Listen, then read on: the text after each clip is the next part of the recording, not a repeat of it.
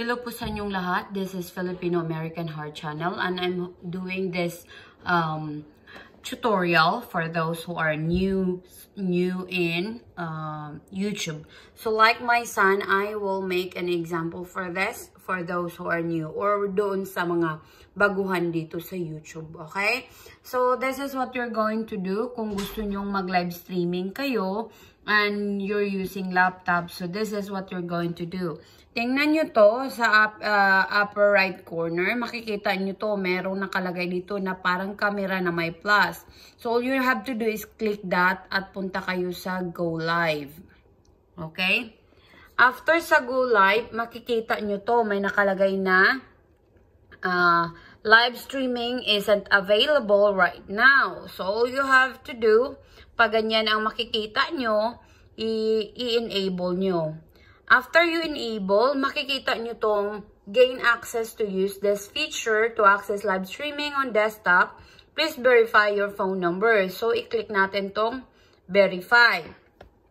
Then, as you can see here in the left corner, it stated account verification step 1 of 2. Verification your account by phone lets you unlock additional features in YouTube and helps us make your real YouTuber. Make sure you're a real YouTuber, not a robot. Then, select your country. So, since it stated already United States, so that's enough. But if you are from, kung galing kayo sa Pilipinas, so click Philippines. Ganyan, i-click nyo yan, yung arrow down, at saka hanapin nyo yung UP. Philippines. Tingnan natin ang Philippines, ha. So, kung Philippines kayo mga relatives ko ha, na gustong gumawa din ng YouTube. Ito, Philippines tayo. So, puntahan nyo yung Philippines. Hanapin nyo ito, Philippines. Okay? So, since kami, sa United States kami, so, ang ilagay ko dyan is yung United States. STU. Ito, United States. United Kingdom nalagay ko. Dapat United States. United States. Yan, United States, diba? Tapos may nakalagay dyan na choices nyo. It's either call me with an automated voice message or text me the verification code. So, ilagay ko yan. Then, it stated here, what is your phone number? So, ilalagay ko yung phone number ko dyan. Then, i-click natin ang submit. So, once may lagay ko na yung phone number ko dyan, i-click natin itong word na submit. Okay? Yan. Submit na siya.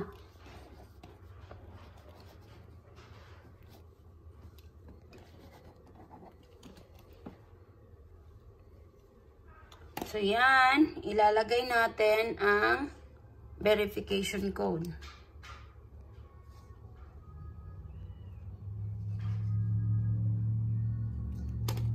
So, ilagay ko dyan ang verification code.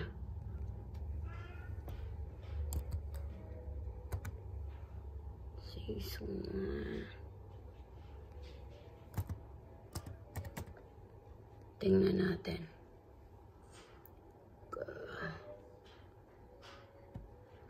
Yan, submit. Yun. Nakikita nyo may nakalagay na, congratulations, your YouTube account is now verified. Okay? May nakalagay na dyan. So, ngayon, tingnan natin kung makatry na tayo na gumamit ng ating live streaming. Gamit ang iPad. Okay. Click natin uli ito. Click natin uli ito. Then go live. Yan. Meron na tayo dito, di ba? Schedule live streaming. Pwede tayong mag-schedule ng live streaming. May nakalagay dito, Welcome to the new YouTube live control room. When do you want to go live? Right now. Get set up. Live stream now. Don't worry, you'll have a chance to review setting before your live. Okay? Later date. For example, if you want that later, you want to do the live streaming, you can get the start. But if you want it now, so go with start. Then, built-in webcam recommend for first-time creators. No setup required. Use your existing webcam for an easy way to go live. Streaming software requires additional software. Add overlays, graphic. Oh, if you want to add something on your video, you can. But here, all we have to do is click go. Then yan, ilagay natin my first live streaming. Tika. Tanggalin natin. My first live. Oops. Sinamukid siya. LS. Bakit? My first LS. Ganyan. Tapos, naka-public siya. Tapos, ilagay mo na no. It's not made for kids. Tapos, age restriction. Kung gusto nyo may age restriction, pwede din. Then, i-click nyo yung next. So, i-focus ko lang outside, okay? I-open ko din na. I-focus ko lang outside, ha? Kasi ano man siya. Sige. Okay, first. Okay. I-click nyo yung next. Tingnan natin. Yon. Yan. So, stream could not be created. Finish. It did not created because you are not yet reached to 1,000. But if you can be, let's say, try again. Try again. It did not. So, just put it there, finish. Okay? That's just how you made the stream. Okay?